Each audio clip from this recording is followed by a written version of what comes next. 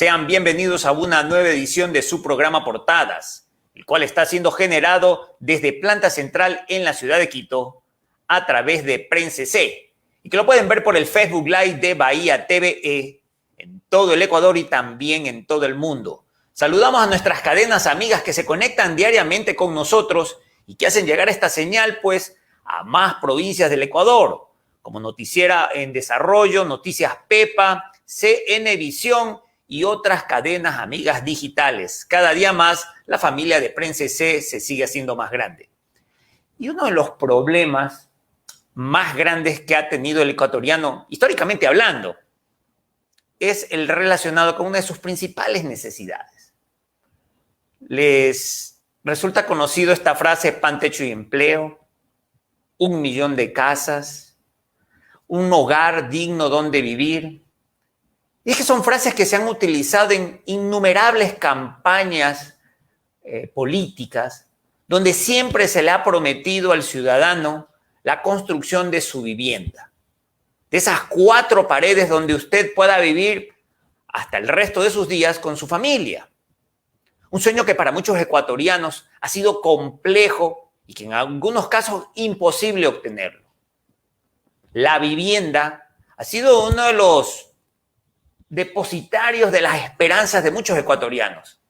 Sin embargo, con los años muchos parecen ya abandonar esa ilusión.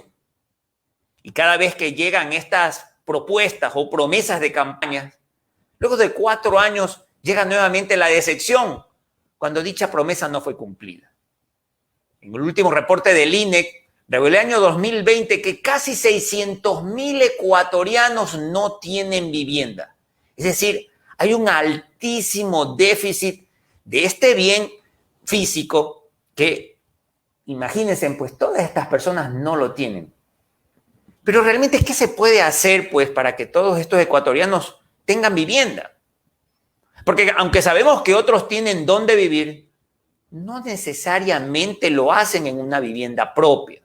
Probablemente tengan que pagar parte de lo que reciben mensualmente como parte de su trabajo para hacer un alquiler. Entonces, los verdaderos números probablemente sean todavía muchísimo más altos. Por eso el día de hoy tenemos como invitada especial a la asambleísta Patricia Sánchez Gallegos. Con ella vamos a conversar sobre este tema del déficit de vivienda y, sobre todo, sobre un proyecto de ley de vivienda que están presentando. Esto es su programa Portadas.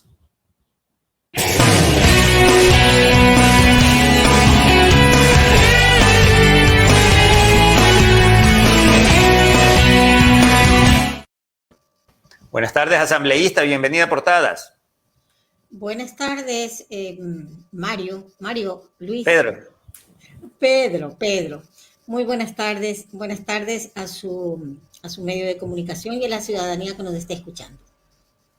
Asambleísta, y para entrar un poco dentro del contexto, ¿qué tan son reales estos números del INEC que hablan de 600,000 personas que tienen una carestía de vivienda, que hay esa demanda no cumplida por parte de los diferentes gobiernos nacionales que hemos tenido? O sea, ¿realmente solamente son 600,000 personas que tienen un déficit de vivienda? O contando el número de personas que, por ejemplo, tienen que alquilar la vivienda o viven en una vivienda con sus casas, ¿habrán más ecuatorianos con esta necesidad? A ver, el déficit habitacional en el Ecuador es de 3.100.000 unidades de vivienda. Y sí, esa cifra que usted indica, esa existe, pero esa cifra solamente se refiere al déficit cuantitativo. Esto es familias que cada año se van formando, se van incrementando y que representan viviendas nuevas que se necesitan para dar cobijo a todos los ecuatorianos. 3,5 millones, sin embargo, ¿qué significa el resto de viviendas? Estamos hablando de 2.500.000 viviendas. Estas viviendas, en cambio, tienen un déficit cualitativo.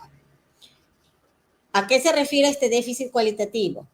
2 millones de esas 2,5 millones de viviendas, 2 millones, que es bastante, son viviendas que están construidas con malos materiales de construcción. Y esto significa mucho riesgo para las familias que viven en ellas. Recordemos el terremoto de Manabí y de Esmeraldas. Muchísimas de las viviendas que se cayeron fueron por mala construcción. Hay 1,5 millones de viviendas también que presentan déficit de servicios. Aquí nos referimos más específicamente al agua potable, al alcantarillado, teléfono también es un servicio, vías también es un servicio, escuelas, áreas verdes. Todas esas son viviendas que carecen del indicador de servicios básicos. Y 1 millón de estas viviendas están sus familias, sus ocupantes, viviendo en estado de hacinamiento. Significa que más números de personas que deben vivir en esa habitación están habitando ahí, ya sea porque son familias que no pueden acceder a una vivienda y van de allegadas, donde sus padres, donde sus madres, donde los suegros, ¿no? O son familias que están sobrealquilando, sobreutilizando espacios y entonces para bajar los costos se unen 2, 3 familias y comparten mínimos espacios habitacionales. Eso es un indicador de hacinamiento. Asambleísta, pues, y este problema que sabemos que el principal es el económico. El componente económico es el que limita el acceso, pues, para que muchos puedan cumplir su sueño de comprar una vivienda propia, de primero adquirir el terreno y después, de acuerdo a su economía, ir poco a poco construyendo las paredes, ir aumentando en este caso los cuartos, el baño, pues, y todo lo que ellos considerarían ser necesario para tener una vivienda habitable.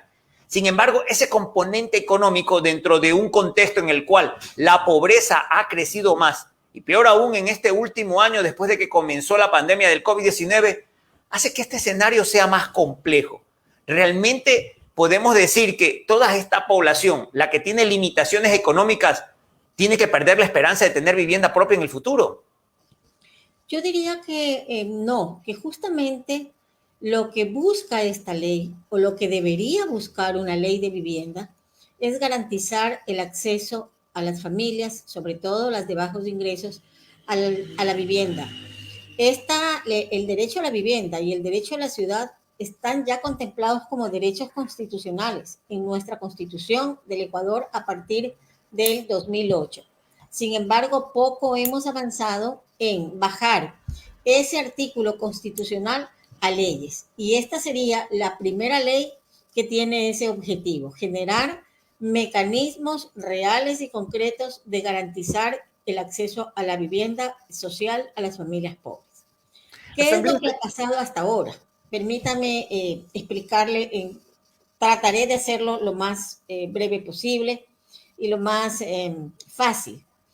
Lo que ha pasado en el Ecuador es que hasta 1992 tuvimos una política de vivienda en donde existían 2 instituciones básicas. La Junta Nacional de la Vivienda, que era la que construía las casas, y el Banco Ecuatoriano de la Vivienda, que era el ente que receptaba el ahorro y con esto se podía acceder a una vivienda a través de la política pública, a través de lo que el Estado fomentaba para tener vivienda.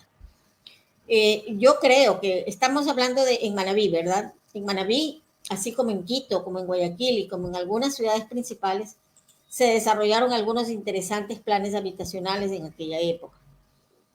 En 1992 cambió totalmente la política habitacional en el país, en el marco de la reducción del Estado, en el marco de las políticas neoliberales a nivel mundial.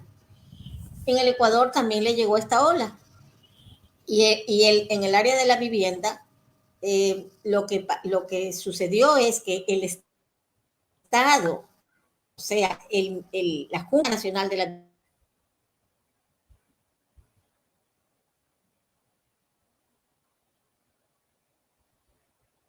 igual que el Banco de la Vivienda, Ministerio de la Vivienda, y este ministerio genera una nueva política, que es ser promotor no ser constructor, ser promotor de la acción privada en la vivienda. Entonces, ahora es la empresa privada constructora la que oferta la vivienda social y recibe del Estado un subsidio para cubrir parte de los costos de esa vivienda.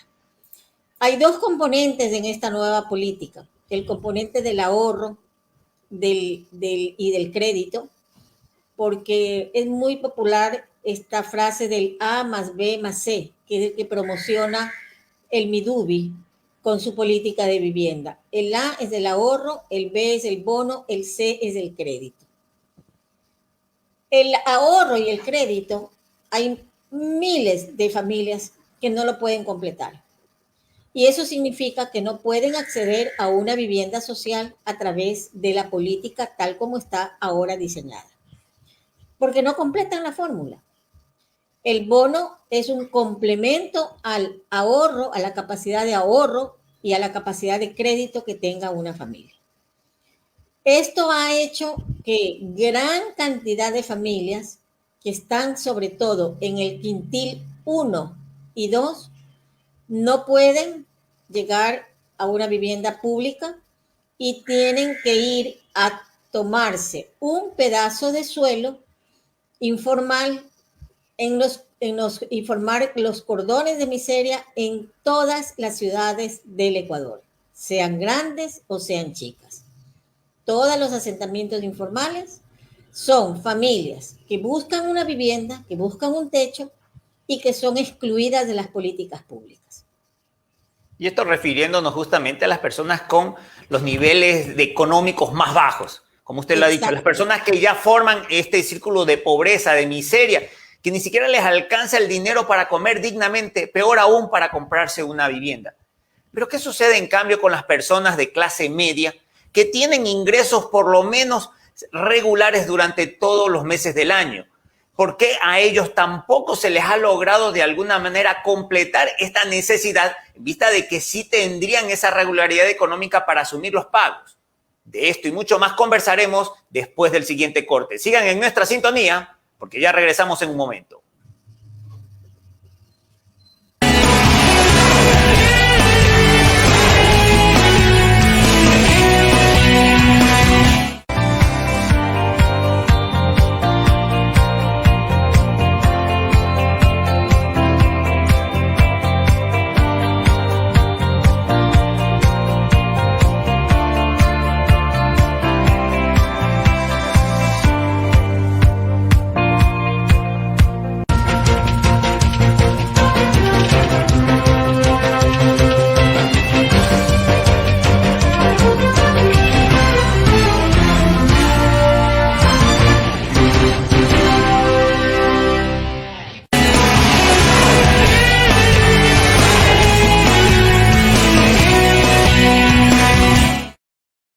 Gracias por continuar en nuestra sintonía. Estamos transmitiendo en vivo y en directo conectados con la ciudad de Quito, conversando con la arquitecta Patricia Sánchez Gallego, asambleísta nacional, y sobre la propuesta para un nuevo proyecto de ley de vivienda. Son exactamente las 14 horas con 16 minutos, horario de Ecuador continental, 12 horas con 17 minutos, horario en Los Ángeles, California, Norteamérica, 20 horas con 17 minutos en Roma, Italia, en el viejo continente, y las 3 horas con 17 minutos en Beijing, China, ya del día sábado 19 de junio.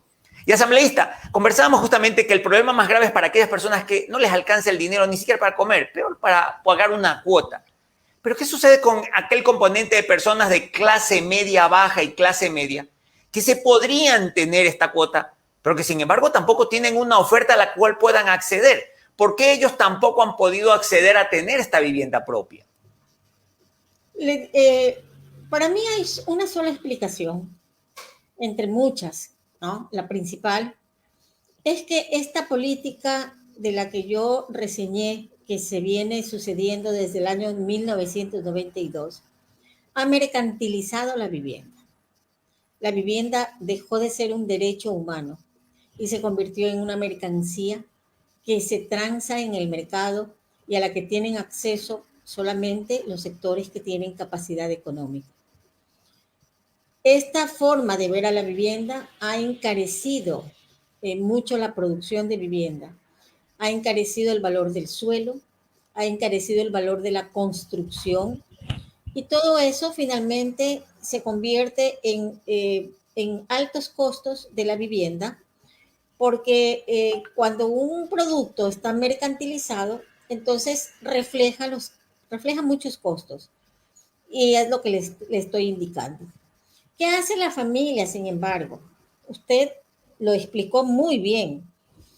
La gente compra su terreno y después va poco a poco levantando de pilar en pilar y de pared en pared, de losa en losa la casa. Después de 30, 40 años, termina siendo una vivienda en la que viven 2, 3 familias. Hay una riqueza en la producción del hábitat popular por parte de las familias.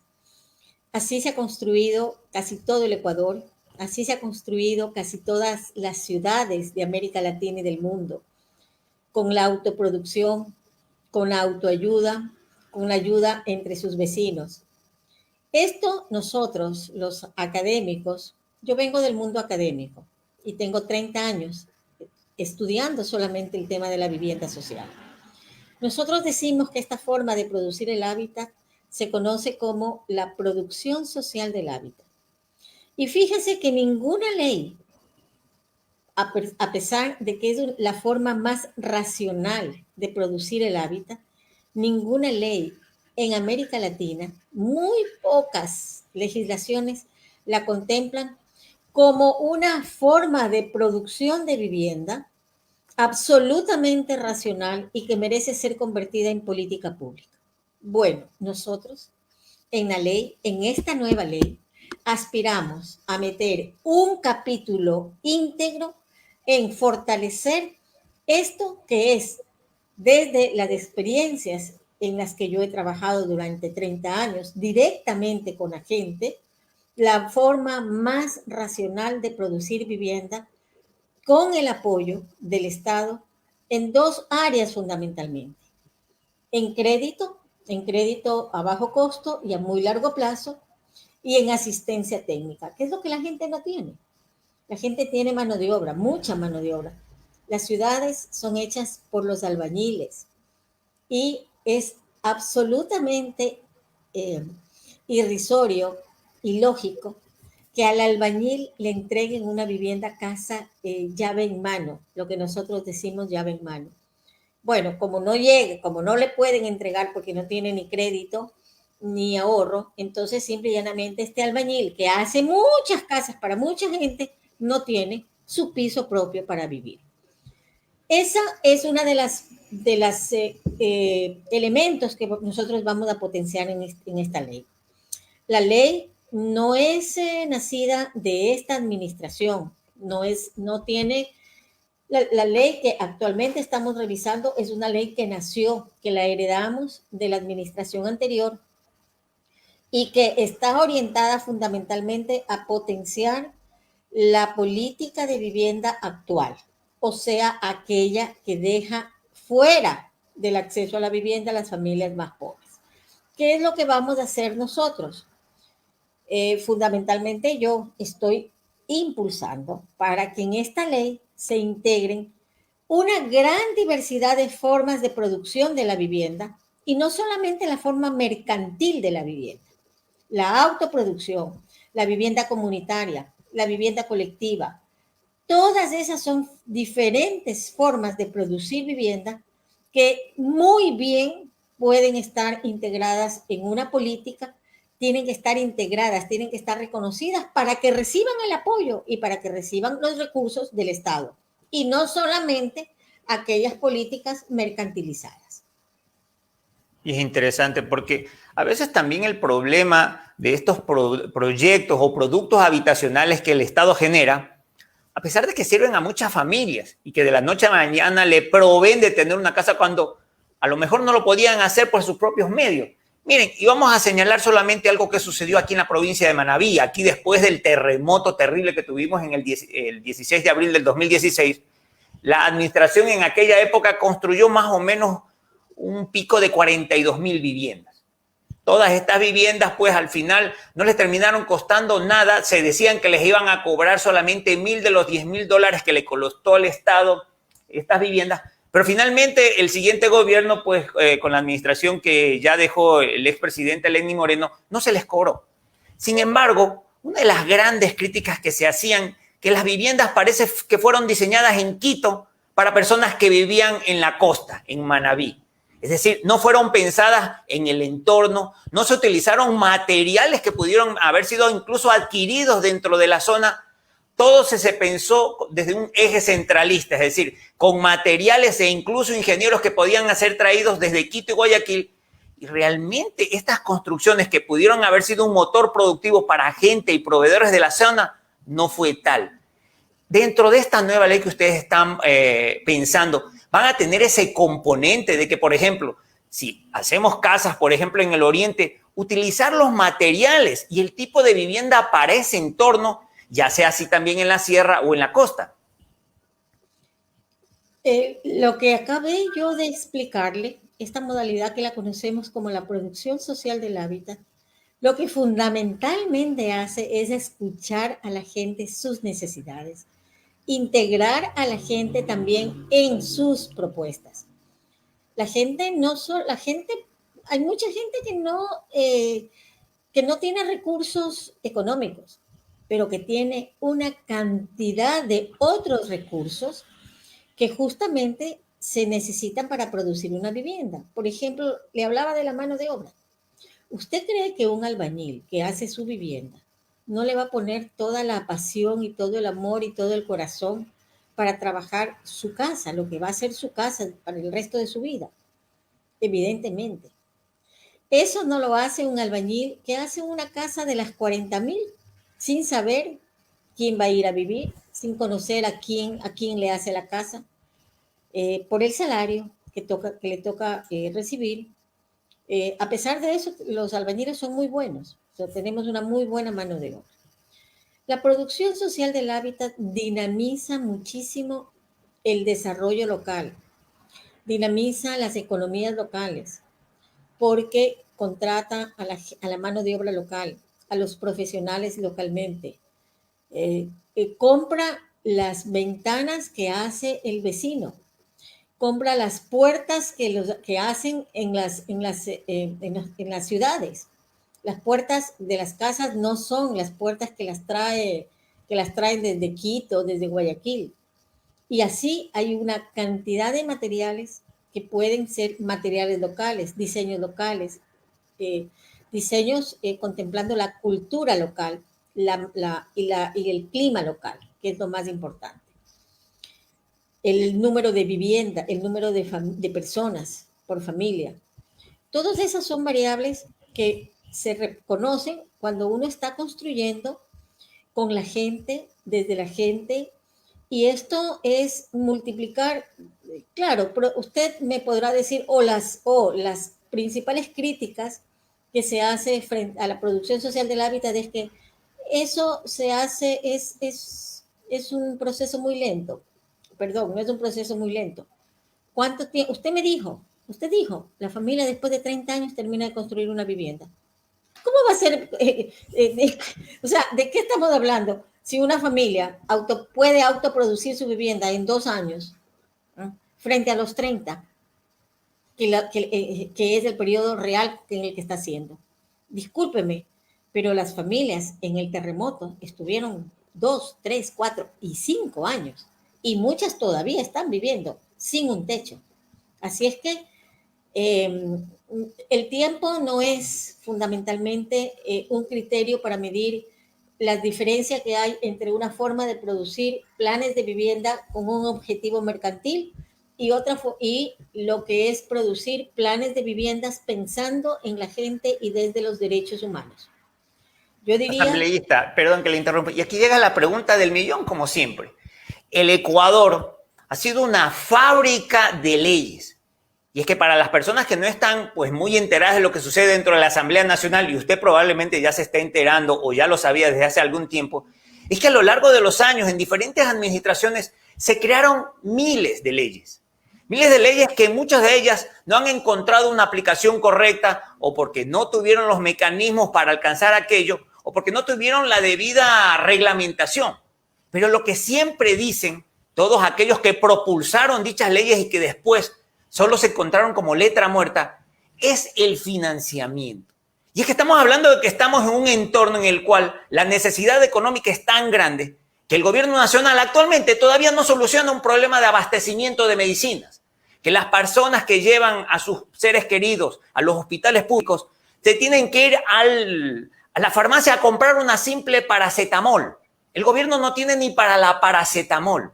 Entonces, ¿sería creíble y realista pensar que todo este conjunto de leyes que buscan favorecer la construcción de viviendas populares va a ser creíble tenerlas en el corto o mediano plazo? ¿O vamos a depender de las circunstancias económicas que todavía, por lo menos hasta actualmente, no sabemos si van a ser favorables para el resto de los siguientes años por venir? Pero no me conteste esto todavía, asambleísta, porque vamos a tener un corte a continuación y después del mismo regresamos con su respuesta. Ya volvemos en un momento.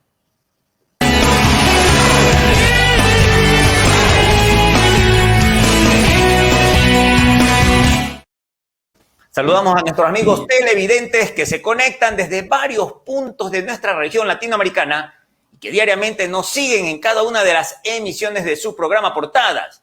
Y que nos están viendo desde el Ecuador, Argentina, México, Colombia, Chile, Panamá, Estados Unidos y también otros países hermanos. Muchas gracias por confiar en este espacio.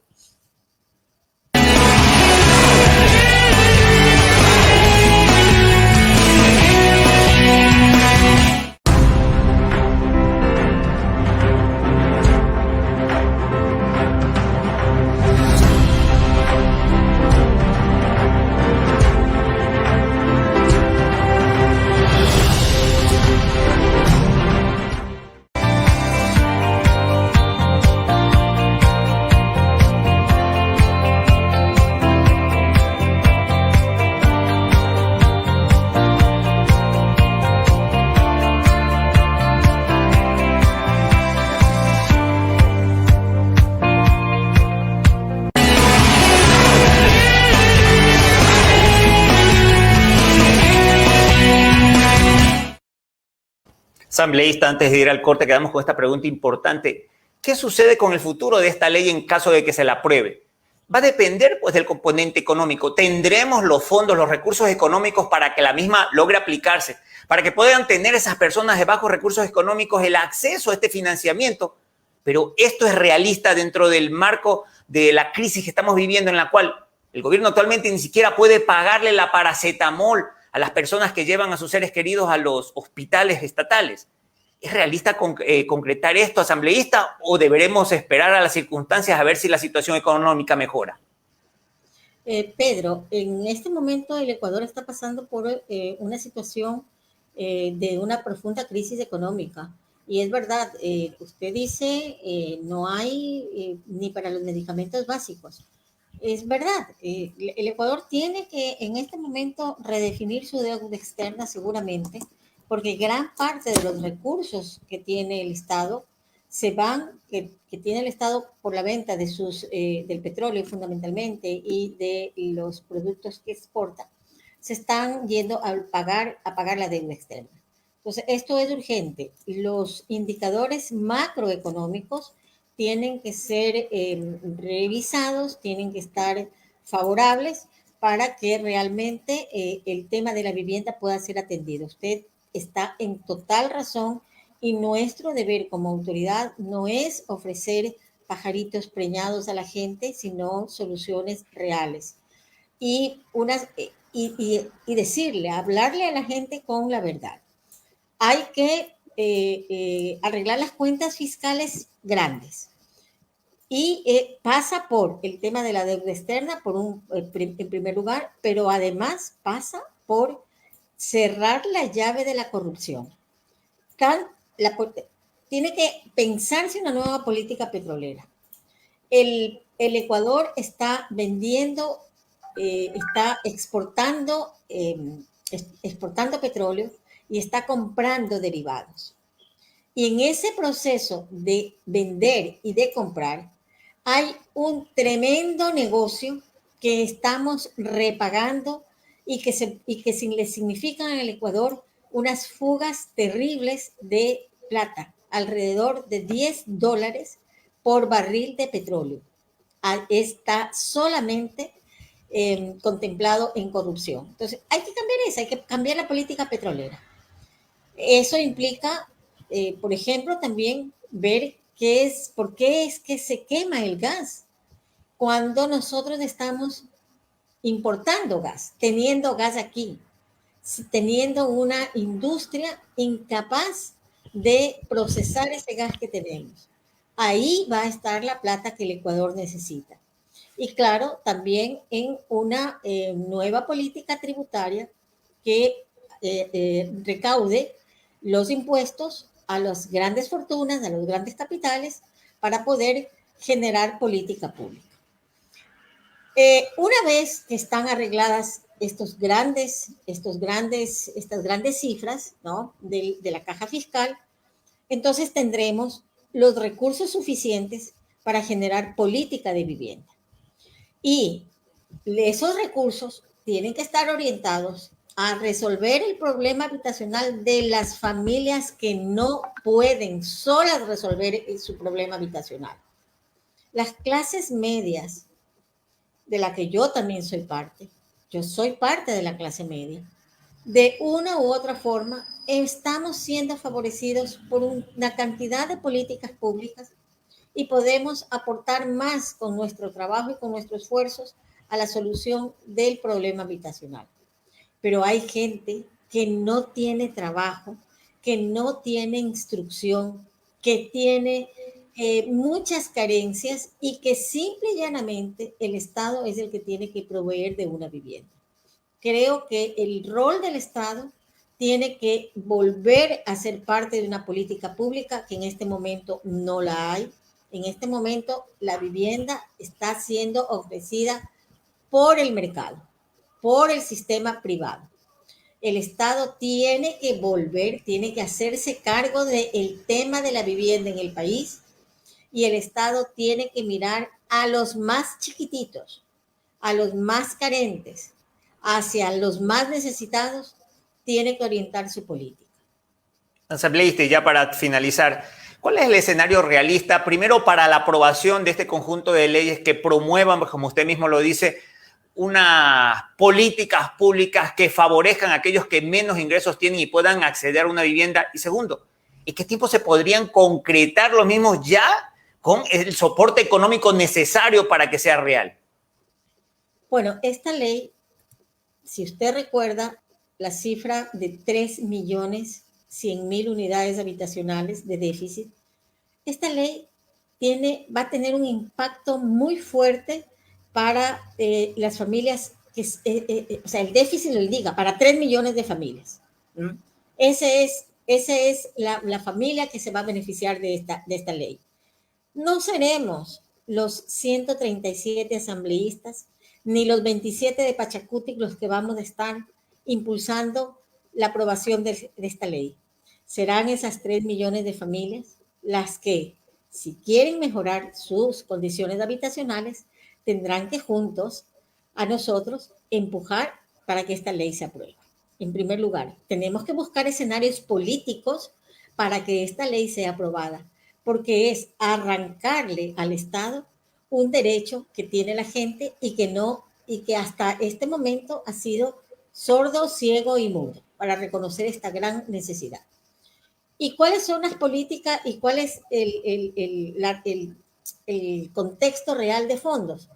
Pues vamos a demostrar en la misma ley que haciendo política pública, centrándose en los pobres y con la participación de los pobres en la resolución de sus problemas, es mucho más barato y eficiente hacer política habitacional que aquella que se entregan como contratos cerrados, ¿no? Como contratos libres, ¿no? En donde no se sabe, a veces ni siquiera se tiene la capacidad para evaluar esos planes habitacionales. Yo tengo 30 años en vivienda social y 30 años viendo el fracaso continuo de planes habitacionales que se hacen y que terminan siendo cemento que se tira a la calle, porque, o sea, casas que incluso ni se llegan a habitar. Entonces, hay que generar una serie de mecanismos para optimizar los pocos recursos que hay y para integrar otros que son muy importantes en la producción del hábitat. La gente los conoce, la gente lo sabe, porque 7 de cada 10 viviendas que existen en el país son hechas de esta forma, sin Estado, solamente sobre los hombros de la gente, sin Estado, sin crédito, sin asistencia técnica. Ahora lo que vamos a poner es eso como los elementos importantes de una política pública. Asambleísta, le agradecemos el tiempo que nos ha deferido el día de hoy y por haber compartido con todos nuestros amigos televidentes, pues, este proyecto de ley que en caso de concretarse, pues podría ver concretadas las aspiraciones de los más necesitados de acceder a tener una vivienda propia. Hacemos votos porque esto se pueda conseguir en el menor tiempo posible y sobre todo que hayan los recursos económicos para que dicho sueño se concrete. Un excelente día, asambleísta, y esperamos contar con su participación en el futuro próximo para seguir hablando de este y otros importantes temas que son, pues, obviamente de su pertinencia como asambleísta nacional. Una excelente tarde. Gracias, Pedro. Muchísimas gracias a la gente que nos escucha y siempre dispuesta a seguir dialogando estos temas que es un poco difícil, son un poco abstractos, pero solamente el permanente diálogo nos hará hacer posible entenderlos e impulsarlos. Buen día. Gracias.